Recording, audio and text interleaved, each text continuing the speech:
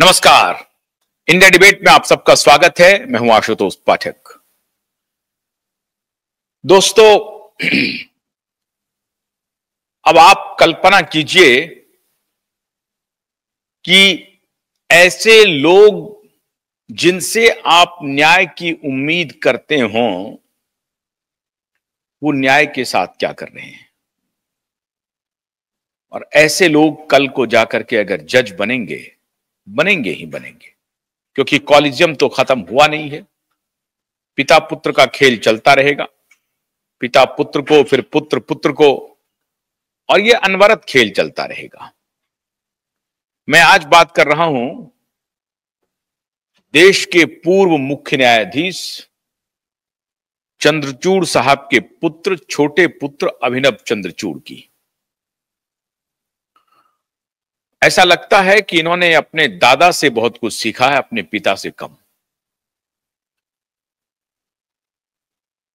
अभिनव चंद्रचूड़ आ गए supreme court और supreme court में एक अर्जी लगाई। आप देखिए किन किन के लिए ये अपीयर हो रहे हैं। आप कह सकते हैं नहीं, वकील की तो कोई भी प्रेरोगेटिव है, किसी के लिए भी अपीयर हो सकते हैं, लेकिन कैसे कैसे मुकदमों में ये हो रहे हैं, जरा इसको देखिए और उसको कोरिलेट कीजिए कि ये वकालत है या एक ट्रेंड है। ये एक ट्रेंड को दर्शाता है। ये महज वकालत का विषय नहीं है कि आप ऐसे मुद्दे को लें, ऐसे विषय को लें, ऐसे लोगों, क्लाइंट को लें जिससे पब्लिसिटी आपको मिले, आपका नाम हो, चर्चा में आए। और लोग देखिए कैसे ये सेटिंग गेटिंग का मामला कैसे बनता है, वो देखिए। पूरी दुनिया के वकील को छोड़ करके अभिनव चंद्रचूड़ जो कल का वकील है, उनको फिर किस केस में अपीयर होना पड़ा। रणवीर इलाहाबादिया के बारे में कोई बताने की जरूरत नहीं है, आप सभी लोग परिचित हैं।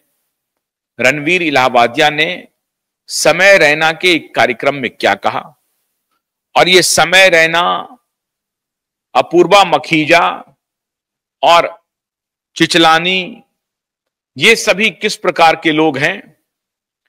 कल को ये एल्विस यादव के लिए भी खड़े हो जाएंगे और बिग बॉस के बीभत्स लोगों के लिए भी ये खड़े हो सकते हैं। रणवीर इलाहाबादिया ने वो अपराध किया है जो किसी भी सभ्य समाज के लिए एकदम से अक्षम में है। और उस अक्षम्य व्यक्ति को प्रोटेक्ट करने के लिए देश के पूर्व मुख्य न्यायाधीश के पुत्र अपीयर हो रहे हैं। मिसाल देखिए किस प्रकार का पेश कर रहे हैं। इसके पहले एक मर्डर केस में अक्यूज्ड, देश का बहुत ही चर्चित मर्डर केस है, सीबीआई उसकी इंक्वायरी कर रही है, एसआईटी, मुंबई पुलिस की एसआईटी जांच कर रही है डबल मर्डर को। और उस केस के एक मुख्य एक्यूज्ड को बचाने के लिए उसकी तरफ से अपीयर हुए थे। सुशांत के केस में रिया चक्रवर्ती की क्या भूमिका है, यह बताने की जरूरत नहीं है। तो रिया के पिटीशन को क्वैश करवाने के लिए अभिनव चंद्रचूड़ अपीयर हुए थे, आपको याद होगा। आजकल वही अभिनव चंद्रचूड़ अब रणवीर इलाहाबादिया के लिए सुप्रीम कोर्ट आए, उनको बचाने के लिए आए। उनकी दलील थी कि देश भर में रणवीर इलाहाबादिया के खिलाफ जो मुकदमे हो रहे हैं वो देश भर में ना हो, वो सिर्फ सुप्रीम कोर्ट में हो, एक जगह हो या किसी हाई कोर्ट में हो जाए, एक जगह उसकी सुनवाई होनी चाहिए। बहुत अच्छी बात है साहब, आपने कृत्य ऐसा किया है जो हर परिवार शर्मिंदा है।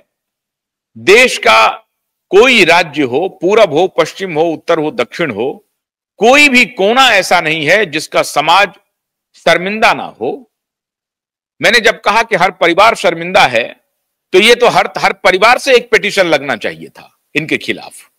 और ऐसे फूहड़ लोगों के खिलाफ, समय रैना और अपूर्वा मखीजा जैसे पात्रों के खिलाफ तो हर परिवार से मुकदमा लगना चाहिए था। और लोअर जुडिशरी से लेकर के हाई कोर्ट तक और सुप्रीम कोर्ट तक मुकदमा लगना चाहिए था। तो उनके बचाव में श्रीमान अभिनव चंद्रचूड़ कह रहे हैं कि पूरे देश में जो मुकदमा चल रहा है उसको सब जगह ना करके एक जगह लाया जाए। इतनी ही बात नहीं थी, हद तो यह हो गई कि इन्होंने अदालत से रिक्वेस्ट किया कि अविलंब इसकी सुनवाई हो। क्यों साहब?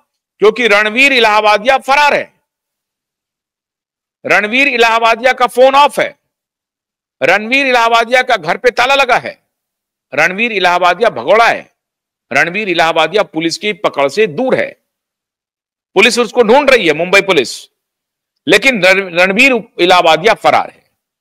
तो उनके जो मित्र मंडली के लोग हैं अभिनव चंद्रचूड़ जी, अब एक बात समझ लीजिए कि ये जो सोशलाइट एलीट है, जो पावर गैलरी में घूमते रहता है, चूंकि बाप चीफ जस्टिस, दादा चीफ जस्टिस, तो ये किनसे मिलेंगे? अंबानी के बेटे से मिलेंगे, रिया चक्रवर्ती से मिलेंगे।